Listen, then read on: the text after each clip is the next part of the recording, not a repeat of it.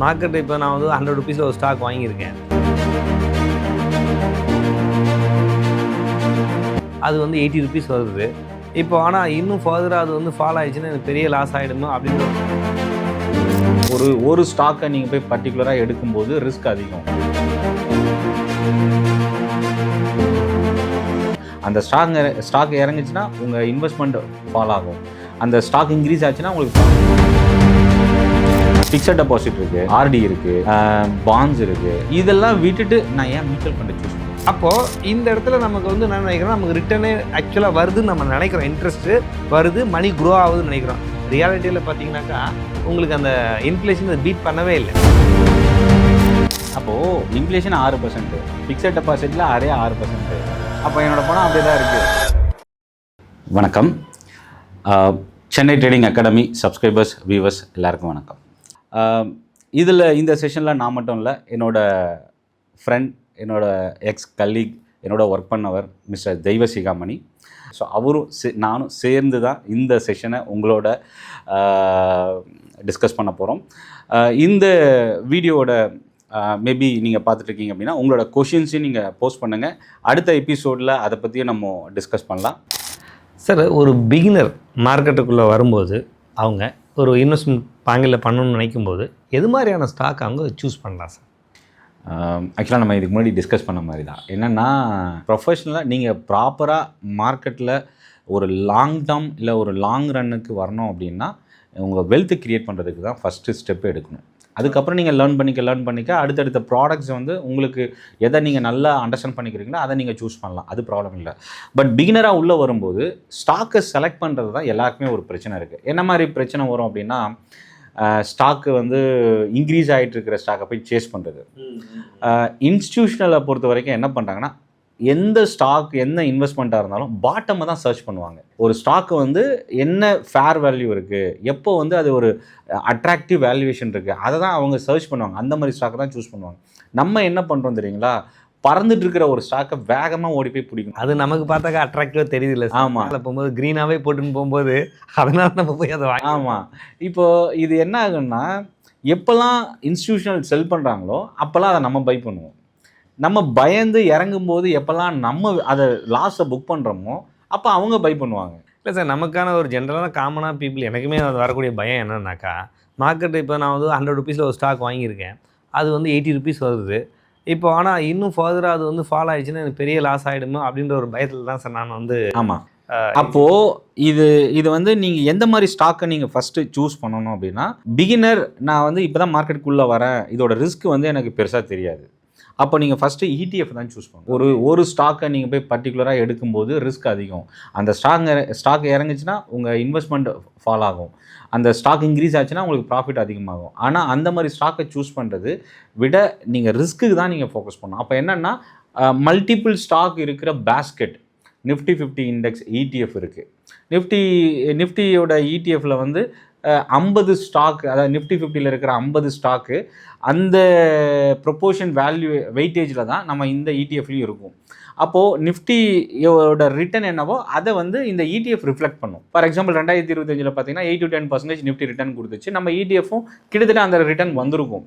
So அப்போ அந்த மாதிரி நம்ம வந்து ரிஸ்க்கை வந்து குறைச்சிட்டு தான் மார்க்கெட்டில் பிகினராக நீங்கள் ஸ்டார்ட் பண்ணணும். ஸோ ETFில் என்னென்ன அட்வான்டேஜ் இருக்குது, அதாவது நிறைய தெரியும் நமக்கு. என்னென்னா, டைவர்சிஃபைடு இன்வெஸ்ட்மெண்ட். ஆமாம்.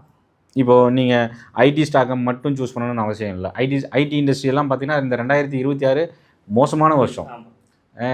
மொத்த இன்வெஸ்ட்மெண்ட்டுமே ஏகப்பட்ட மார்க்கெட் கேப் வந்து பார்த்திங்கன்னா பல லட்சம் கோடி ரூபா அளவுக்கான மார்க்கெட் கேப் வந்து லூஸ் ஆகிருக்கு ஐடி இண்டஸ்ட்ரி இந்த ஏஐ டிரான்ஸ்ஃபார்மேஷனால். அப்போது நீங்கள் ஐடி ஸ்டாக்கில் மட்டும் வச்சுருந்தா உங்கள் நிலைமை யோசிச்சு பாருங்க. ஆமாம், என்னோட கேபிட்டலே வந்து எரோட. ஆமாம், மேக்ஸிமம் லெவலில் அதிகமான லாஸை நீங்கள் ஃபேஸ் பண்ணியிருக்கணும். ஸோ அப்போ ETFன்னு போகும்போது ETFில் வந்து உங்களுக்கு இப்போ நிஃப்டி எக்ஸாம்பிள் எடுத்துக்கிட்டிங்கன்னா கூட 50 ஸ்டாக்கு வெவ்வேறு இண்டஸ்ட்ரியில் இருக்கும். ஆமாம், telecom sector, oil industry, FMCG, auto sector எல்லாத்துலேயும் இருக்கிறதுனால ஒரு பர்டிகுலர் செக்டாரோட வெயிட்டேஜ் வந்து நம்ம குறைவாக தான் இருக்கும். அதனால் எந்த ஒரு செக்டார் ஃபால் ஆனாலோ இல்லை செக்டார் பெரிய அளவுக்கு வீக் ஆனாலோ நமக்கு அது பெரிய பாதிப்பாக நம்ம இன்வெஸ்ட்மெண்ட்டில் இருக்காது. இப்போ எக்ஸாம்பிள் நீங்கள் பார்த்தீங்கன்னா ஆட்டோ செக்டார் அப்படின்னு இப்போ நான் வந்து ஒரு ஏதோ ஒரு ஆட்டோ செக்டாரில் ஒரு 2-3 ஸ்டாக் நான் வாங்கி வச்சிருக்கேன் அப்படின்னா ஆட்டோ செக்டார் வந்து நல்லா பூம் ஆக ஆரம்பித்தா என்னோட மொத்த இன்வெஸ்ட்மெண்ட்டும் பெரிய அளவுக்கு ப்ராஃபிட் கிடைக்கும், எனக்கு ரொம்ப சந்தோஷமாக இருக்கும், அது பிரச்சனை இல்லை. ஆனால் இறங்கும் போது அந்த ரிஸ்க்கை நான் குறைக்கிறேன்னா அப்படின்றதான் மெயின். இல்லை இன்னொரு விஷயம் எல்லாருக்குமே, அதாவது மியூச்சுவல் ஃபண்ட் மேனேஜராக இருக்கட்டும், பிஎம்எஸ் போர்ட்ஃபோலியோ மேனேஜராக இருக்கட்டும், எல்லாருக்குமே இருக்கிற ஒரே ஒரு அப்ஜெக்டிவ் என்ன தெரியுமா? பெஞ்ச்மார்க் ரிட்டனை பீட் பண்ணுறது தான் அவங்களோட அப்ஜெக்டிவ். பெஞ்ச்மார்க் ரிட்டன் அப்படின்னு நம்ம எதை சொல்கிறோம் அப்படின்னா, நம்ம என்எஸ்சி எடுத்துக்கிட்டோம்னா நிஃப்டி வந்து பெஞ்ச்மார்க் இண்டெக்ஸ், பிஎஸ்சி எடுத்துக்கிட்டோம்னா சென்செக்ஸ் வந்து பெஞ்ச்மார்க் இண்டெக்ஸ். இப்போ லாஸ்ட் இயர் வந்து ஒரு போர்ட்ஃபோலியோ இருக்குது, இல்லை ஒரு மியூச்சுவல் ஃபண்ட் ஸ்கீம் இருக்குன்னா நிஃப்டி கொடுத்த அந்த 10% ரிட்டனை விட அதிகமாக பர்ஃபார்ம் பண்ணியிருக்குன்னா ஸோ பெட்டர் இன்வெஸ்ட்மெண்ட், ஸோ பெஞ்ச்மார்க்கை வந்து பீட் பண்ணியிருக்கிறாங்க. அப்போ வந்து அது இன்வெஸ்டரை வந்து ஈஸியாக ரீச் பண்ணும், ஈஸியாக அட்ராக்ட் பண்ண ஆரம்பிக்கும்.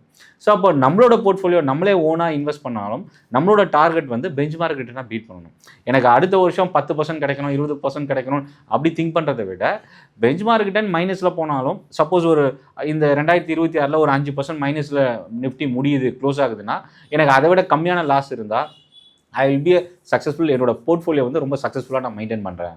இப்போ நான் கேட்குறேன், ஃபிக்ஸட் டெபாசிட் இருக்குது, ஆர்டி இருக்குது, பாண்ட்ஸ் இருக்குது, இந்த மாதிரி பலதரப்பட்ட இன்வெஸ்ட்மெண்ட் ரிஸ்க்கு குறைவாக இருக்குது மார்க்கெட்டில், அசட்ஸ் இருக்குது. இதெல்லாம் விட்டுட்டு நான் ஏன் மியூச்சுவல் ஃபண்டை சூஸ் பண்ணணும்? சார் ஜென்ரலாக கரெக்டு, நீங்கள் கேட்ட கொஷின் கரெக்டு. ஏன்னாக்கா வந்து ஒரு இன்வெஸ்ட்மெண்ட்னா எப்படி இருக்கணும் அப்படின்னா, இன்ஃப்ளேஷனை விட பீட் பண்ணக்கூடிய ரிட்டர்னாக தான் இருக்கணும். ஓகே, இன்ஃப்ளேஷனாக என்ன? பொருட்களோட விலை ஒவ்வொரு வருஷமும் ஏறிக்கிட்டே போகுது, அதனோட மணியோட வேல்யூ குறைஞ்சிக்கிட்டே இருக்குது. இப்போ இந்த வருஷம் நான் 100 ரூபா கொடுத்து வாங்கினது நெக்ஸ்ட் இயர் போய் அதே ப்ராடக்ட்டை வாங்கினேன்னா ஆனால் ஆவரேஜ் 107 or 108 நமக்கு தேவைப்படுது, 107 ரூபா 108 ரூபா தேவைப்படுது. அப்போ நம்ம மணியோட வேல்யூ இந்த வருஷம் 100 ரூபாயா இருந்தோட வேல்யூ நெக்ஸ்ட் இயர் பார்க்கும்போது 93 or 94 ருபீஸ் தான். ஸோ அப்போ ஒவ்வொரு வருஷம் மணியோட வேல்யூ குறைஞ்சிக்கிட்டே இருக்குது. முன்னாடி ஒரு 10 வருஷத்துக்கு முன்னாடி ஒரு 1 kg ரைஸ் வந்து பார்த்தீங்கன்னாக்கா வந்து ஒரு 10 ருபீஸ் விற்றுது. முன்னாடி பார்த்தீங்கன்னா ஒரு 20 years முன்னாடி தான். இப்போ வந்து ஆவரேஜ் 70 ருபீஸ் விற்குது. ஸோ இது இப்போ ப்ராடக்ட்டோட ப்ரைஸ் ஏறுது, நம்ம மணியோட விலை குறையுது. இதுதான் நம்ம வந்து இன்ஃப்ளேஷன் சொல்கிறோம். ஆஸ் அ கவர்மெண்ட்டோட டேட்டா படி அந்த ஆவரேஜ் ஒவ்வொரு வருஷமும் 6-7% வந்து அந்த ஆவரேஜாக வந்து இன்க்ரீஸ் ஆகுது. அதாவது என்ன மீனிங்னாக்கா, போன வருஷம் நீங்கள் 100 ரூபா கொடுத்து வாங்கினத இந்த வருஷம் 107 ரூபா கொடுத்தா தான் உங்களுக்கு கிடைக்கும். அப்போது நம்மளோட இன்வெஸ்ட்மெண்ட்டுன்றது நம்ம வரக்கூடிய ரிட்டர்ன் இருக்குல்ல. இப்போ நீங்கள் சொன்ன பேங்க் எஃப்டிலேயே போடுறதா இருந்தாலும், எஃப்டியில் போட்டால் நான் average normal people, senior citizen இல்லாமல் நார்மல் பீப்புளுக்கு 7% தான் கொடுக்குறாங்க. அவ்வளோதான் இல்லைங்க, டேக்ஸ் எல்லாம் போச்சுன்னா கம்மியாக தான் வருது. அப்போது இந்த இடத்துல நமக்கு வந்து என்ன நினைக்கிறோம், நமக்கு ரிட்டர்னே ஆக்சுவலாக வருதுன்னு நம்ம நினைக்கிறோம், இன்ட்ரெஸ்ட்டு வருது, மணி க்ரோ ஆகுதுன்னு நினைக்கிறோம். ரியாலிட்டியில் பார்த்தீங்கன்னாக்கா உங்களுக்கு அந்த இன்ஃப்ளேஷன் பீட் பண்ணவே இல்லை. ஏன்னா ஃபார் எக்ஸாம்பிளுக்கு இப்போ 1 லட்ச ரூபா நீங்கள் எஃப்டியில் போடுறீங்க. நீங்கள் இன்ஃப்ளேஷனை பற்றி சொன்னதுனால ஒரே ஒரு விஷயம் என்னென்னா, ஒரு எக்ஸாம்பிளுக்காக போன வருஷம் எனக்கு ஒரு நிஃப்டியில் வந்து ஒரு 15% ரிட்டர்ன் வந்தது. ஒரு எக்ஸாம்பிளுக்காக overall market 5% return. Okay, inflation 6%. என்னோட ஆக்சுவல் ரிட்டர்ன் எவ்வளோ? ரியல் ரேட் ஆஃப் ரிட்டர்ன் வந்து 15 - 6ன்னு போட்டிங்கன்னா அதுதான் உங்களோட 9% தான் உங்களோட. அப்போ வந்து எனக்கு நான் 15% ரிட்டர்ன் வந்துச்சு, 15% ரிட்டர்ன் வந்துச்சு நம்ம நினைக்கிறோம்ல. ஆமாம், அப்போ அது உண்மை இல்லை. அது ரியாலிட்டியில் பார்த்தீங்கன்னா உண்மை இல்லை. இப்போ மியூச்சுவல் ஃபண்ட்லேயே நம்ம கூட நிறைய பேர் சொல்லுவாங்க 10 years நீங்கள் போட்டிங்கன்னா 1 கோடி வரும், 10 கோடி வரும் அப்படின்னு சொல்லிட்டு. ஆனால் இன்ஃப்ளேஷனோட கேல்குலேட் பண்ணி பார்த்தீங்கன்னா அது அவ்வளோக்கான வேல்யூவே இல்லை.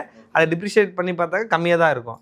பட் இருந்தாலும் நான் என்ன சொல்ல வரேன் அப்படின்னா, இந்த ப்ராடக்ட் எல்லாமே இன்ஃப்ளேஷனை பீட் பண்ணக்கூடிய அளவுக்கு ரிட்டர்ன் கொடுக்கல. நீங்கள் சொன்ன எஃப்டியாக இருக்கட்டும், பிபிஎஃப்ஆர் இருக்கட்டும், எல்லாமே சேஃப் தான். பட் ஆனால் இருந்தாலும் உங்களுக்கு ரிட்டர்ன் வேணும் அப்படின்னாக்கா நீங்கள் இந்த மாதிரி ப்ராடக்ட்டை சூஸ் பண்ணுறதுக்கு பதில் சின்ன ரிஸ்க் இருக்கக்கூடிய இந்த மியூச்சுவல் ஃபண்ட்ஸை போல நீங்கள் சூஸ் பண்ணலாம். ஆனால் லாங் டேர்ம் நான் என்ன சொல்ல வரேன் அப்படின்னாக்கா, நீங்கள் வந்து ஒரு பிபிஎஃப்ல இன்வெஸ்ட்மெண்ட் பண்ணுறீங்க அப்படின்னா ஒரு 15 வருஷம் நீங்கள் இன்வெஸ்ட்மெண்ட் பண்ணணும். என்பிஎஸ்ல போகிறீங்கனாலும் ஒரு 10-15 வருஷம் நீங்கள் இன்வெஸ்ட்மெண்ட் பண்ணணும். இதெல்லாம் இன்னும் லாக்இன் வேறு இருக்குது. இப்படி இன்வெஸ்ட்மெண்ட் பண்ணிங்கன்னா ரிஸ்க் இல்லை தான். ஆனால் உங்களுக்கு வந்து ரிட்டர்ன் வைஸ் பார்த்தீங்கன்னா பீட் பண்ணல, இன்ஃப்ளேஷனாக ஆல்மோஸ்ட் ஈக்குவலாக தான் இருக்குது. அந்த அளவுக்கு நீங்கள் லாங் ரன்னுக்கு இதில் நீங்கள் வெயிட் பண்ணீங்க அப்படின்னா உங்களுக்கான ரிட்டர்ன் வந்து டீசெண்டாக வந்து 12 and above வரதுக்கான நிறைய சான்சஸ் இருக்குது.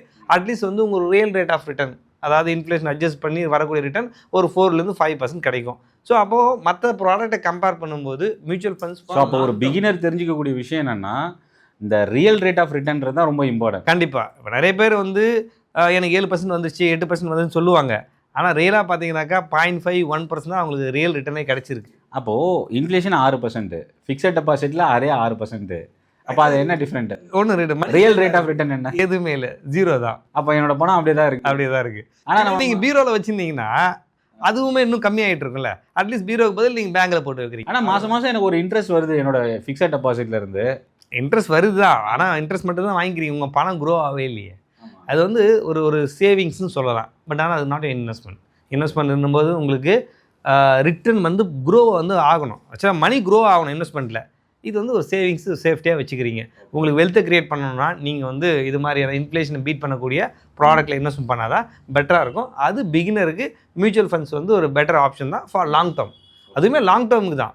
மற்ற ப்ராடக்ட் எப்படி நீங்கள் லாங் ரன்னுக்கு இன்வெஸ்ட்மெண்ட் பண்ணுறீங்களோ அதே போல் இதையும் நீங்கள் லாங் ரன்னுக்கு பண்ணிங்கனாக்கா இன்ஃப்ளேஷனை பீட் பண்ணி ஒரு பெட்டர் ரிட்டர்ன்ஸ் கிடைக்கிறதுக்கான நிறைய சான்சஸ் இருக்குது. ஸோ உங்கள்கிட்ட அடுத்த ஒரு கேள்வி, இந்த இன்வெஸ்ட்மெண்ட்டுக்கும் ட்ரேடிங்க்கும் என்ன டிஃப்ரென்ஸ் சார்? எது யாருக்கு எது சூட் ஆகும், எது ஒரு பெட்டர் சாய்ஸாக இருக்கும்? உங்கள் ஒப்பீனியன் என்ன, உங்களுடைய பதில்? ஆக்சுவலாக இதில் ட்ரேடர் இன்வெஸ்டர் 2 டைப் இருக்குது. மார்க்கெட்டுக்குள்ளே நீங்கள் வந்து என்ட்ரு ஆகுறீங்க அப்படின்னா நீங்கள் ட்ரேடரா இன்வெஸ்டரா அப்படின்றத முதல்ல நம்ம டிசைட் பண்ணிக்கணும். சேஃபு இல்லை ஒரு ரிஸ்க்கை மேனேஜ் பண்ணுறேன் அப்படின்னா ஃபஸ்ட்டு நீங்கள் இன்வெஸ்டராக தான் இருக்கணும். ஓகே. இன்வெஸ்ட்மெண்ட்க்கும் ட்ரேடிங்க்கும் என்ன டிஃப்ரெண்ட் அப்படின்னா இது ஒரு ஸ்பெக்குலேஷன். பை வேல்யூக்கும் செல் வேல்யூக்கும் பிட்வீனில் இருக்கிற ப்ராஃபிட் அண்ட் லாஸ் தான் நமக்கு கிடைக்கும் ட்ரேடிங்கில். ஆமாம், அதாவது இது ஸ்பெக்குலேஷன். நம்ம எப்படி சொல்லணும்னா இந்த பக்கம் பை பண்ணி இந்த பக்கம் செல் பண்ணிடுறோம், அவ்வளோதான். நம்மக்கிட்ட அந்த பொருளே இருக்காது. ஸோ அப்போ ஒரு டிரான்சாக்ஷன் நடக்கும், பட் அந்த அசட்டை நீங்கள் ஓன் பண்ண மாட்டீங்க. ஆனால் ட்ரேடிங்கில் வந்து ரிஸ்க் அதிகம், இன்வெஸ்ட்மெண்ட்டில் ரிஸ்க் கம்மி. இப்போ நீங்கள் ஒரு ரியல் எஸ்டேட்டில் சப்போஸ் ஒரு ஃப்ளாட் வாங்குறீங்க, ஒரு வீடு வாங்குறீங்க அப்படின்னா அது உங்கள் நேமில் இருக்கும் அந்த அசட்டு. அது லாங் டேர்முக்கோ இல்லை உங்கள் ஃப்யூச்சர் க்ரோத்துக்கோ நீங்கள் அதை வாங்கி வைப்பீங்க, அப்ரிஷியேட் ஆகும். பட் இங்கே வந்து பார்த்திங்கன்னா அதே மாதிரி தான் ஒரு ரியல் எஸ்டேட்டில் நம்ம ஒரு லேண்ட் எப்படி வாங்குறோமோ, ஒரு கோல்டில் நம்ம எப்படி இன்வெஸ்ட் பண்ணுறோமோ அதே மாதிரி தான் ஸ்டாக் மார்க்கெட்டும். இது ஒரு அசட்டு. இந்த அசட்டை வந்து நீங்கள் லாங் டேர்முக்கு நாளைக்கு உங்களோட சன் இல்லை டாட்டருக்கு நீங்கள் ட்ரான்ஸ்ஃபர் பண்ணலாம். இது ஒரு அசட் மாதிரி தான். ஒரு வீடை வந்து நமக்கப்புறம் நம்ம பசங்களுக்கு போகும், அதே மாதிரி ஸ்டாக் நமக்கப்புறம் நம்ம பசங்களுக்கு போகும். அந்த ஓனர்ஷிப் வந்து நம்ம பசங்க எடுத்துப்பாங்க. அப்ரிசியேஷன் பொறுத்த வரைக்கும் அது அவங்களுக்கு போயிடும். ஸோ நீங்கள் இன்வெஸ்ட்மெண்ட்டை வச்சுக்கிட்டு ட்ரேடிங் பண்ணணும். ஸோ இன்வெஸ்ட்மெண்ட்டில் என்ன பண்ணுறீங்களோ அதில் 10% தான் ட்ரேட் பண்ணணும். அது நீங்கள் டே ட்ரேடிங்காக இருந்தாலும் சரி, டெரிவேட்டிவ் மார்க்கெட்டாக இருந்தாலும் சரி, அந்த ரிஸ்க் தான் நீங்கள் அதில் நல்லா உங்களால் சக்ஸஸ் பண்ண முடியும். கன்சிஸ்டண்ட்டாக என்னால் இதில் வந்து சக்ஸஸ் பண்ண முடியும்னா நீங்கள் அதை கண்டினியூ பண்ணலாம். இல்லை அப்படின்னா ஒரு சர்டன் ஸ்டேஜில் உங்களால் அதை கன்சிஸ்டன்சி எடுத்துகிட்டு வர முடியலன்னா நீங்கள் அதை விட்டு வெளியில் வரணும். ஸோ ட்ரேடிங்கை நான் அவாய்ட் பண்ணலாம், என்னால் பண்ண முடியும். ஒரே ஒரு கொஷின் மட்டும் நான் உங்ககிட்ட கேட்கணும். என்னன்னா, நான் ஒரு பிகினராக உள்ளே வரேன்னு வச்சுங்களேன், எந்த மாதிரி ஸ்கீம் தான் நான் சூஸ் பண்ணலாம்? எல்லாரும் எதிர்பார்க்குறது இந்த ஸ்டார் ரேட்டிங் பார்க்குறாங்க, பாஸ்ட் ரிட்டர்ன் பார்க்குறாங்க. 10 வருஷத்தில் சார் 10 வருஷத்தில் இவ்வளோ ரிட்டர்ன் கொடுத்துருக்கு, அடுத்து ஒரு 4-5 வருஷத்துக்கு தராதா அப்படின்லாம் கேட்குறாங்க. ஸோ அப்போது ஒரு பிகினர் வந்தால் எதை பார்த்து மியூச்சுவல் ஃபண்டை சூஸ் பண்ணணும்? ஓகே, எந்த மாதிரி ஸ்கீமை சூஸ் பண்ணணும்? ஓகே, முக்கியமாக இதுக்கு வந்து எதை பார்த்து சூஸ் பண்ணுறதை விட என்ன ஃபேக்டர்ஸ் இல்லை, அது கரெக்டு. ஆனால் இங்கே வந்து என்னன்னாக்கா நீங்கள் எதுக்காக அதை இன்வெஸ்ட்மெண்ட் பண்ணுறீங்கன்றதை பொறுத்து தான் நீங்கள் எது மாதிரியான ஃபண்ட்ஸை சூஸ் பண்ணணுன்னு இருக்குது. ஃபார் எக்ஸாம்பிள், என்னோடய லாங் டேர்ம் கோல் இருக்குது அப்படின்னும் போது என்னோடய ரிட்டையர்மெண்ட் இருக்குது. எனக்கு ரிட்டையர்மெண்ட்டுக்கு இப்போ நான் வந்து ஒரு 25 ஏஜில் இருக்கேன், எனக்கு ரிட்டையர்மெண்ட் இன்னும் ஒரு 20-25 இயர்ஸ் இருக்குது அப்படின்னா நீங்கள் கொஞ்சம் ரிஸ்க்காக இருக்கக்கூடிய ஃபண்டை கூட நீங்கள் சூஸ் பண்ணலாம். லைக் ஸ்மால் கேப் கூட நீங்கள் சூஸ் பண்ணலாம், இல்லை மிட் கேப் சூஸ் பண்ணலாம். அது வந்து கொஞ்சம் ஏன்னா லாங் ரன்னுன்றதுனால உங்களுக்கான ரிஸ்க்கு சின்னதாக எடுக்கலாம். இதே வந்து உங்களோட கோலை பொறுத்து தான் இதை ஒரு ஷார்ட் டேர்ம் பிளான் பண்ணுறீங்க. ஒரு 5 இயர்ஸில் நான் வந்து ஒரு கார் வாங்க போகிறேன், அதுக்காக நான் இந்த ஃபண்டை பண்ண போகிறேன் அப்படின்னா அதுக்கு வந்து ஒரு ஹைப்ரிட் ஃபண்ட்ஸை சூஸ் பண்ணலாம். இல்லை ரொம்ப ஷார்ட் டேர்மாக பண்ண போகிறீங்க, ஒரு 1 இயரில் பண்ண போகிறோம்னா நீங்கள் டெப்ட் ஃபண்டை சூஸ் பண்ணலாம். ஸோ இதில் வந்து பார்த்திங்கன்னா முழுக்க என்ன பர்பஸுக்காக நீங்கள் இதை இன்வெஸ்ட்மெண்ட்டை பண்ணுறீங்கன்ற பொறுத்து நீங்கள் வந்து ஃபண்டை சூஸ் பண்ணணும். ஃபார் எக்ஸாம்பிளுக்கு இப்போ நீங்கள் வந்து ஒரு ரிட்டையர்மெண்ட் ஆகிட்டீங்க. ஓகே, இப்போ நான் இந்த கேள்வி தான் நான் கேட்க நினச்சேன். என்னென்னா 60 வயசுக்கு மேலே நான் வந்து ஆல்ரெடி ரிட்டையர்மெண்ட்டில் இருக்கேன், என்கிட்ட ஒரு ஃபண்டு இருக்குது. இது நிறைய பேர் கேட்குற கொஷின். நான் எங்கே போனாலும் ட்ரைனிங் செஷனாக இருக்கட்டும் எங்கள் எல்லாத்தையும் கேட்குற கேள்வி, சார் நான் ரிட்டையர் ஆன பர்சன், நான் என்கிட்ட ஒரு ஃபண்டு இருக்குது, ஸ்டாக் மார்க்கெட் பண்ணலாமா சார், மியூச்சுவல் ஃபண்டில் இன்வெஸ்ட் பண்ணலாம், இந்த மாதிரி நிறைய கொஷின் கேட்குறாங்க. ஆனால் இந்த ரிட்டையர்மெண்ட் இன்வெஸ்டர்ஸ் எங்கே இன்வெஸ்ட் பண்ணலாம்? சார், ரிட்டையர்மெண்ட் பண்ணவங்க மியூச்சுவல் ஃபண்ட்ஸ்னு வரும்போது ஃபர்ஸ்ட் ஆஃப் ஆல் வந்து அவங்களுக்கு வந்து ரிஸ்க் எடுக்கக்கூடாது. ஏன்னா அவங்களுடைய ஃபண்டு வந்து எக்காரணத்தை கொண்டும் எரோட் ஆகக்கூடாது. இப்போ ரிட்டர்ன் வந்து பார்த்தீங்கன்னாக்கா எஃப்டியை விட, நம்ம ஏற்கனவே வந்து பேசியிருந்தோம், எஃப்டியை விட கொஞ்சம் அதிகமாக இருந்தால் பெட்டராக ஃபீல் பண்ணலாம். அதுக்கு அவங்க என்ன பண்ணலான்னா டெப்ட் ஃபண்ட் போகலாம் சார். ஃபஸ்ட்டு சாய்ஸ் வந்து அதுங்க டெப்ட் ஃபண்ட் தான் போகணும். ஏன்னா எஃப்டியை விட ஒரு சின்ன ரிட்டர்ன்ஸ் மேலே கிடைக்கும். கொஞ்சம் சின்ன ரிஸ்க் எடுக்கிறதாக்கா வந்து ஒரு பேலன்ஸ் அட்வான்டேஜ் ஃபண்ட் இல்லை ஹைப்ரிட் ஃபண்ட்ஸ் அவங்க சூஸ் பண்ணலாம். ஸோ இந்த 2 ஆப்ஷன் தவிர்த்து ஒரு போர்ஷன் மட்டும் போகலாம். ஒரு போர்ஷன் மட்டும் போகலாம். ஸோ மற்றபடி ஏன்னா அங்கே இந்த லெவலில் அவங்க ரிஸ்க் எடுக்கிறது கூடாது. ஆக்சுவலாக ரிஸ்க் எடுக்கக்கூடாது. ஏன்னா வந்து ஃபண்டு ரொம்ப முக்கியம். ஸோ வரக்கூடிய ரிட்டர்னை கொஞ்சம் லிட்டில் பிட் வந்து அதிகம் பண்ணிக்கலாம். ஸோ அதுக்கு என்ன பண்ணலாம்னா இந்த மாதிரி இப்போது நீங்கள் சொல்கிற விஷயம், இப்போ இதுக்கு முன்னாடி சொன்னீங்களா 25 இயர்ஸில் கோல் செட். ஆமாம். இப்போ வந்து நான் என்ன பண்ணேன்னா ஒரு 25 வயசில் நான் ஸ்டார்ட் பண்ணுறேன். அப்போ நீங்கள் என்ன சொன்னீங்கன்னா, சார் எவ்வளோ வேணால் லாங் டேர்ம் வெல்த் கிரியேட் பண்ணுறதுக்கு எந்த மாதிரி ரிஸ்க் வேணால் எடுத்துக்கலாம். ஆமாம். ஏன்னா ஒரு ஸ்மால் கேப் ஃபண்டு கூட லாங் டேர்மில் நல்ல ரிட்டர்ன் கொடுக்கும். எவ்வளோ கரெக்ஷன் ஃபால் வந்தாலும் மறுபடியும் பவுன்ஸ் பேக் ஆகி மார்க்கெட் ரெக்கவர் ஆகும்போது நல்ல ரிட்டர்ன்ஸ் கொடுத்துரு. இப்போ 25 வயசில் கம்ப்ளீட்டாகவே ஈக்விட்டிக்குள்ளே போகிறாரு இன்வெஸ்ட்மெண்ட்டு, ஒரு எஸ்ஐபியாவோ இல்லை லம்சமோ ஏதோ ஒன்று. இப்போ அந்த மாதிரி போகும்போது 35 வயசில் அவரோட அலோகேஷனை மாற்றணுமா, 45 வயசில் அவரோட அலோகேஷனை மாற்றணுமா, 55 வயசில் அவரோட அலோகேஷனை மாற்றணுமா, எங்கே வந்து அவரோட ரிஸ்க் ஃபேக்டரை அவர் வந்து சேஞ்ச் பண்ணணும்? கண்டிப்பாக சார். அதாவது வந்து அவர் ஏஜ் ஆக அந்த கோலில் இனிஷியல் ஸ்டேஜில் வந்து அவர் ரிஸ்க் அதிகம் கொடுக்கக்கூடிய ஸ்மால் கேப்லேயே இருந்துடலாம். நியரிங் ரிட்டையர்மெண்ட்டு நியரிங் கோல் கிட்ட வரும்போது அவருடைய ஃபண்டை வந்து மாற்றி கொஞ்சம் சேஃபாக ஜோனில் வைக்கிறது ரொம்ப நல்லது. நான் 100% வந்து 25 இயர்ஸில் வந்து என்னோட இன்வெஸ்ட்மெண்ட் இருக்குது. 35 இயர்ஸில் வரும்போது அது ஒரு 80% குறைக்கலாம். கண்டிப்பாக குறைக்கும். அப்புறம் 45 வரும்போது ஒரு 60% குறைக்கலாம். கண்டிப்பாக. 55 வரும்போது ஒரு 40% 30% குறைக்கணும். 60க்கு மேலே போகும்போது கம்ப்ளீட்டாக டெட் ஃபண்டில் நம்ம மாற்றிக்கலாம். ஸோ அப்போ என்னென்னா, ஸோ எவ்ரி 10 இயர்ஸ் அது அவங்களோட சாய்ஸில் வந்து இந்த ரிஸ்க்கை வந்து கொஞ்சம் கொஞ்சமாக ஏஜ் ஆக குறைச்சிட்டே வரணும். ஆமாம். இப்போ முக்கியமாக எல்லாரும் என்ன நினைக்கிறாங்கன்னா, எல்லாரும் கேல்குலேட் பண்ணுறது எனக்கு இதில் இன்வெஸ்ட் பண்ணால் எவ்வளோ ரிட்டர்ன் வரும் அப்படின்னு தான் நினைக்கிறாங்க. பட் அதுக்கு மேலே அதோட முக்கியமாக நம்ம பார்க்க வேண்டியது எவ்வளோ ரிஸ்க் எடுக்க நம்ம போகிறோம், இந்த ஃபண்டில் இன்வெஸ்ட் பண்ணாக்கா எவ்வளோ ரிஸ்க் இருக்குது அப்படின்ற பார்த்துட்டு தான் நம்ம ரிட்டர்னே நம்ம வந்து சொல்ல முடியும். ஸோ அதை தான் நம்ம எதிர்பார்க்க முடியுமே தவிர எல்லாமே வந்து உல்ட்டாவாக பண்ணுறோம், ரிட்டர்ன் மட்டுமே பார்க்குறோம். அதில் ஒவ்வொரு பர்சனுக்கும் ரிஸ்க்குன்றது வேரி ஆகும் சார். சில பேருக்கு வந்து ஃபினான்ஷியல் பேக்ரவுண்ட் நிறைய இருக்கும், சில பேருக்கு ஏஜ் ஃபேக்டர் இருக்கும், ப்ளஸ் அவங்களோட ஜாபை பொறுத்து இது மாதிரி நிறைய ஃபேக்டரை பொறுத்து ஒவ்வொருத்தருக்கும் ரிஸ்க் வந்து வேரி ஆகும். அதை பொறுத்து அவங்க வந்து ஃபண்டே வந்து சூஸ் பண்ணுவோம். ஈவன் நம்ம வந்து என்கிட்ட கிளைண்ட் கேட்கும்போது ஃபஸ்ட்டு நான் அவங்ககிட்ட கேட்குறது என்னன்னாக்கா, உங்களோட ஏஜ் என்ன, ப்ளஸ் வந்து என்ன ப்ரொஃபஷனில் இருக்கீங்க, நீங்கள் உங்களால் வந்து எவ்வளோ இன்வெஸ்ட்மெண்ட் பண்ண முடியும், ப்ளஸ் எதுக்காக நீங்கள் பண்ணுறீங்க, என்ன பர்பஸ்க்காக நீங்கள் பண்ணுறீங்க, இதெல்லாம் டீட்டெயிலாக ஃபுல்லாகவே வந்து டிஸ்கஸ் பண்ணதுக்கு அப்புறம் தான் அவருக்கான ஃபண்டே நம்ம வந்து சூஸ் பண்ணுவோம். பிளைண்டாக ஓகே சார் என்கிட்ட ஒரு 10,000 இருக்குது நான் இன்வெஸ்ட்மெண்ட் பண்ணலாமா அப்படின்னாக்கா அந்த மாதிரி இன்வெஸ்ட்மெண்ட்டை நான் வேணான்னு சொல்லிவிடுவேன், பண்ண வேணான்னு சொல்லிவிடுவேன். ஏன்னா அது வந்து லாங் ரன்னுக்கு போகாது. ஒரு எமர்ஜென்சின்னு வரும்போது ஃபஸ்ட்டு அதில் தான் விட்ரா பண்ணுவாங்க. ஸோ ஒரு கோல் பேஸ்டு ஒரு ரிஸ்க்கை வந்து கன்சிடர் பண்ணி அவங்க இன்வெஸ்ட் பண்ணாதான் அது வந்து அவங்க லாங் ரன்னுக்கு அந்த இன்வெஸ்ட்மெண்ட்டே ஃபுல்ஃபில் ஆகும். இல்லை அப்படின்னா அவங்க வந்து போட்ட எனி எமர்ஜென்சினாக்கா அவங்க என்ன பண்ணுவாங்கன்னா இந்த அமௌண்ட்டு தான் உடனே விட்ரா பண்ணுவாங்க. ஸோ அதை மாதிரி பண்ணக்கூடாது. ஆக்சுவலாக நீங்கள் இதுக்கு முன்னாடி ஒரு கொஷின் கேட்டிங்களே, அதுதான் எனக்கு இப்போ ஸ்ட்ரைக் ஆச்சு. என்னென்னா, சார் இன்வெஸ்ட்மெண்ட்டாக ட்ரேடிங்கா அப்படின்னு ஒரு கேள்வி. அதில் வந்து ரொம்ப முக்கியமான ஒரு விஷயம் என்னென்னா, ஃபஸ்ட் டைம் நீங்கள் உங்களுக்கு ஒரு இன்கம் ஸ்டார்ட் ஆகுது, அது பிஸ்னஸில் இருக்கட்டும், இல்லை நீங்கள் ஒர்க் பண்ணுற கம்பெனிலேருந்து உங்களுக்கு சேலரியாக இருக்கட்டும், என்ன இன்வெஸ்ட்மெண்ட்டு நீங்கள் உங்களுக்கு ரிட்டர்ன் இன்கம் வந்தாலும் ஃபஸ்ட்டு நீங்கள் எமர்ஜென்சி ஃபண்டை தான் நம்ம ஃபஸ்ட்டு பேக்கப் வைக்கணும். ஸோ ஒரு எஸ்ஐபி போடுறேன், இல்லை நான் லம்சமாக இன்வெஸ்ட் பண்ணுறேன், இல்லை நான் ஸ்டாக் மார்க்கெட்டில் ஆப்ஷன் ட்ரேட் பண்ணுறேன், இந்த மாதிரி என்ன சூஸ் பண்ணுறதுக்கு முன்னாடியும் ஒரு 6 மாதம் நம்மளோட மந்த்லி இன்கம் எவ்வளோ வருதோ அது 6 மாதத்தோட இன்கம்மை, இப்போ எக்ஸாம்பிள் வந்து எனக்கு ஒரு 50,000 சம்பளம்னா 6 மாதத்துக்கு 3 லட்ச ரூபா, என்கிட்ட எமர்ஜென்சி ஃபண்டை 3 லட்ச ரூபா நான் வச்சுருக்கணும். அதுக்கப்புறம் தான் நான் அந்த இன்வெஸ்ட்மெண்ட்டே போகணும். ஸோ அப்போ நீங்கள் அதை ட்ரேட் பண்ணுறது, அதுக்கப்புறம் இன்வெஸ்ட் பண்ணுறது, எந்த அசட்டை சூஸ் பண்ணுறது, அதெல்லாமே அதுக்கப்புறம் தான் நம்ம பார்க்கணும். ஏன்னா இப்போ ஏன் இதை நான் இல்லை இதுக்கு முன்னாடி சின்ன விஷயம், நீங்கள் இது மட்டும் இல்லை. ஆக்சுவலாக நீங்கள் சொன்னது 100%. அதாவது வந்து 6 மந்த்துக்கான ஒரு பேக்கப் இருந்து தான் அதுக்கப்புறம் நம்ம இன்வெஸ்ட்மெண்ட்டுக்கே போகணும். அது மட்டும் இல்லாமல் இன்னும் 2 முக்கியமான விஷயம் வந்து ஃபில்ஃபில் பண்ணதுக்கப்புறம் தான் நம்ம அங்கே போகணும். நீங்கள் எதை சொல்ல போகிறீங்கன்னு தெரியுது. இன்சூரன்ஸ் முக்கியமாக வந்து இந்த டேர்ம் அண்ட் ஹெல்த் இன்சூரன்ஸ் இல்லாமல் நம்ம இந்த அடுத்த ஸ்டெப்புக்கு இன்வெஸ்ட்மெண்ட்டுக்கு போகக்கூடாது. ஏன்னா அது ரொம்ப முக்கியமான விஷயமும் கூட. ஸோ இது இருந்தால் தான் நம்ம அடுத்ததுக்கு போகணும். ஆனால் இன்றைக்கி நிறைய பேருக்கு டேர்ம் அண்ட் ஹெல்த் வந்து இல்லை, இப்போ தான் அதுக்கான அவேர்னஸ் வந்துட்டுருக்கு. ஸோ அது பண்ணிட்டு தான் நம்ம அதுக்கப்புறம் அது போகணும் சார். ஓகே, அதாவது ஏன் இன்வெஸ்ட்மெண்ட்டுக்கும் இந்த ப்ரைமரி நம்ம இதெல்லாம் எமர்ஜென்சி ஃபண்ட் இன்சூரன்ஸ் ஏன் தேவை அப்படின்னா, இது இல்லாமல் பண்ணுறதுக்கும் இதை வச்சுக்கிட்டு பண்ணுறதுக்கும் என்ன வித்தியாசம் இருக்கும் அப்படின்னு நம்ம ஃபஸ்ட்டு அண்டர்ஸ்டாண்ட் பண்ணிக்கணும். முதல் விஷயம் என்னென்னா, என்கிட்ட எமர்ஜென்சி ஃபண்ட் இல்லை, என்கிட்ட இன்சூரன்ஸும் கிடையாது, நான் ஒரு எஸ்ஐபி போட்டுட்டு வரேன், மாதம் ஒரு 10,000 பண்ணிகிட்டே வரேன், ஒரு 3 வருஷம் பண்ணிட்டேன். இப்போ சடனாக ஒரு ஹெல்த் இஷ்யூ வருது, அந்த டைமில் பார்த்தீங்கன்னா நம்ம இந்த எஸ்ஐபியை தான் ஃபுல்லாக வெளியில் எடுக்கிறோம். கண்டிப்பாக. அப்போ என்ன ஆகும் அப்படின்னா, நம்ம ஒரு லாங் டேர்ம் வெல்த்துன்னு நம்ம ஒரு டார்கெட் கோல் செட் பண்ணி அதை நம்ம இன்வெஸ்ட் பண்ண ஆரம்பிச்சிருப்போம். சடனாக ஒரு எமர்ஜென்சி ஒரு சிச்சுவேஷன் வரும்போது நம்ம இந்த ஃபண்டை வெளியில் எடுக்கிற மாதிரி ஆகும். அப்போது என்னென்னா, நம்மளால் ஒரு லாங் டேர்ம் கோலை ஃபுல்ஃபில் பண்ண முடியாமல் போகும். நிறைய பேர் மார்க்கெட் ஃபாலில் பேனிக்கில் எக்ஸிட் ஆகுறவங்கள விட இந்த மாதிரி எமர்ஜென்சி தேவைக்காக எக்ஸிட் ஆகுறவங்களும் ஒரு பக்கம் இருக்காங்க. ஸோ மார்க்கெட்டை விட்டு எக்ஸிட், அதாவது நான் இன்வெஸ்ட் பண்ண வரும்போது நம்மகிட்ட கேட்குறாங்க, சார் நான் வந்து ஒரு 20 வருஷத்துக்கு இன்வெஸ்ட் பண்ணோம் சார் அப்படின்னு. 3வது வருஷம் நீங்கள் அவங்ககிட்ட கேட்டிங்கன்னா அந்த இன்வெஸ்ட்மெண்ட்டு அவங்ககிட்ட இருக்காது. இல்லை சார் ஒரு அவசர தேவைக்காக எடுத்தேன் சார் அப்படின்னு. ஸோ அப்போ இதுதான் பிரச்சனையே இங்கே ஸ்டார்ட் ஆகுது. ஸோ எமர்ஜென்சி ஃபண்ட், இன்சூரன்ஸு, அதுக்கப்புறம் இன்வெஸ்ட்மெண்ட். அப்படி தான் இருக்கணும். ஆக்சுவலாக வந்து இன்றைக்கி நிறைய பேர் வந்து அதை மிஸ் பண்ணுறாங்க.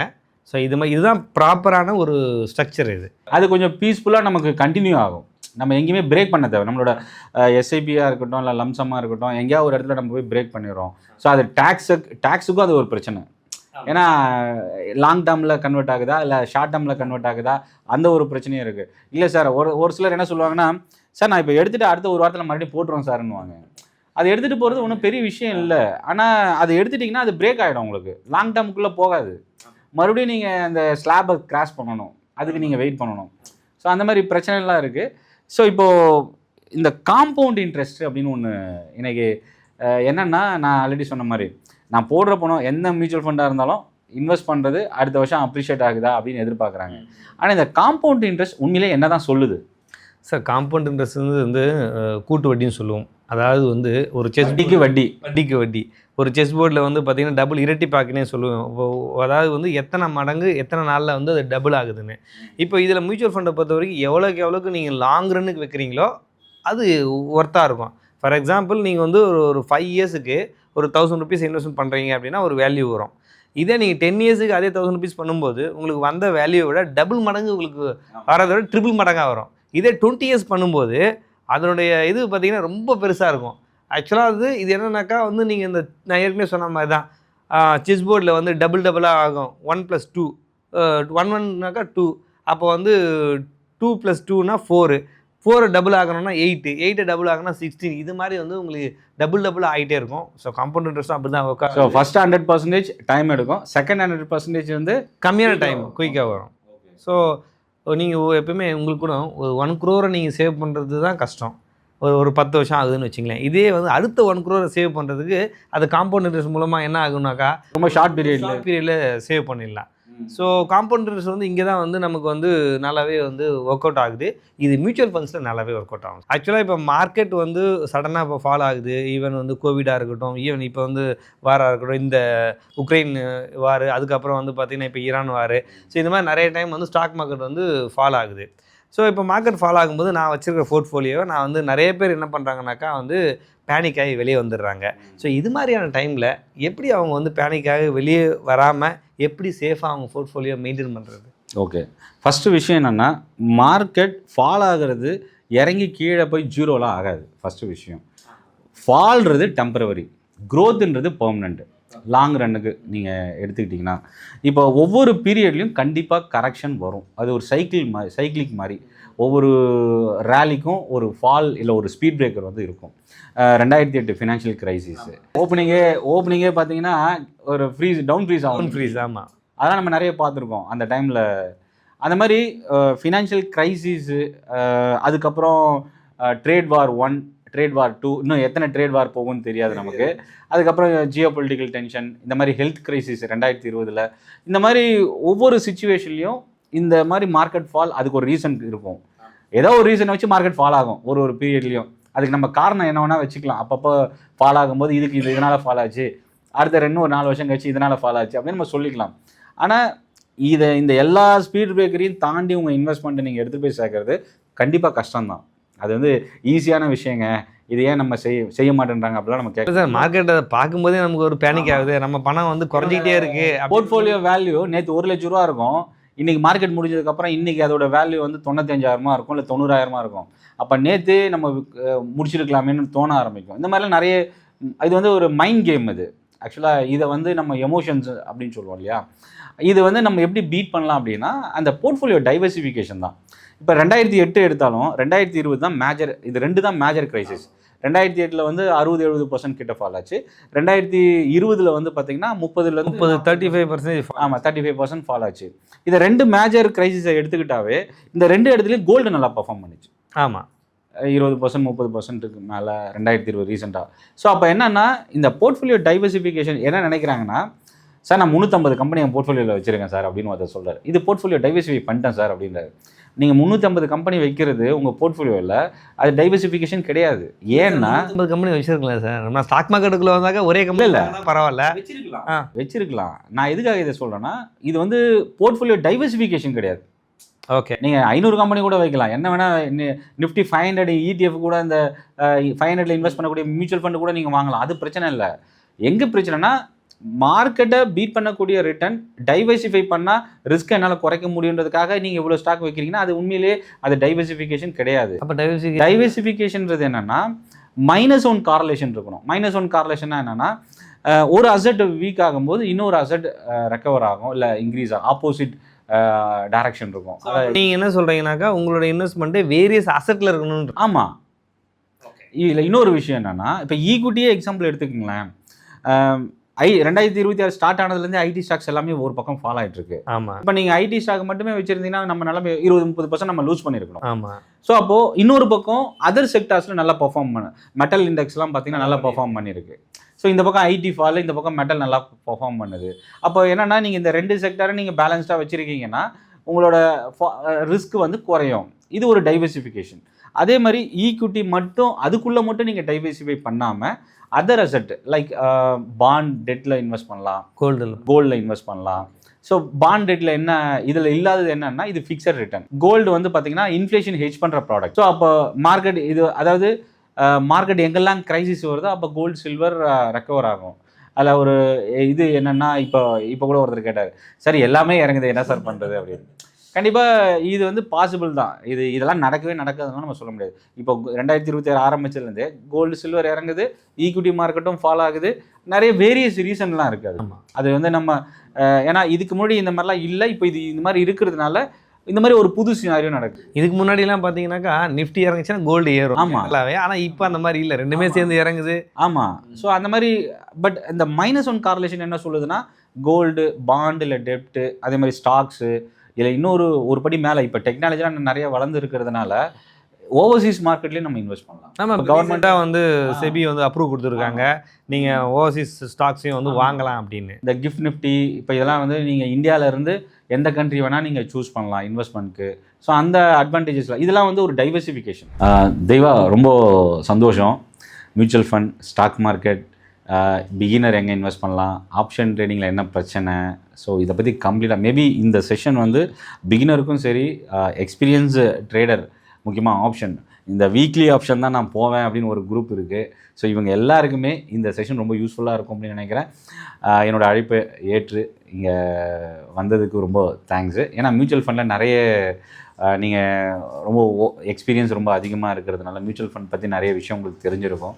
ஸோ இது நம்ம ட்ரேடர் இன்வெஸ்டர்ஸ்க்கு ரொம்ப யூஸ்ஃபுல்லாக இருக்கும் அப்படின்னு நான் நம்புகிறேன். ஸோ இந்த செஷன் கலந்துக்கிட்டதுக்கு ரொம்ப நன்றி. சார்பாகவும் வந்து இப்போ உங்கள் கூட வந்து ஒரு நிறைய டிஸ்கஷன் பண்ணியிருக்கோம். எஸ்பெஷலி வந்து ஆப்ஷனோட ட்ரைனிங்லாம் நீங்கள் நிறைய கொடுத்துட்ருக்கீங்க. ஸோ இதை பற்றி நான் வந்து டீட்டெயிலாக நம்ம வந்து எல்லாருக்கும் சொல்லும்போது அவங்களுக்கும் நல்லா யூஸ்ஃபுல்லாக இருந்திருக்கும். ஈவன் எனக்குமே வந்து ஆப்ஷன் ரொம்ப நாள் வந்துட்டு ஒரு டச் இல்லாத மாதிரி இருந்தது. ஒரு நல்ல ஒரு எக்ஸ்பீரியன்ஸ் தான் இதுவும். ஸோ நிறைய விஷயத்தை நம்ம டிஸ்கஸ் பண்ணியிருக்கோம். ஸோ இதுமாதிரி அடுத்தடுத்த இதில் நம்ம பண்ணலாம். கண்டிப்பாக இன்னொரு செஷன் நம்ம அகைன் மீட் பண்ணுவோம் பண்ணலாம் sir. Thank you. Thank you sir. Thank you.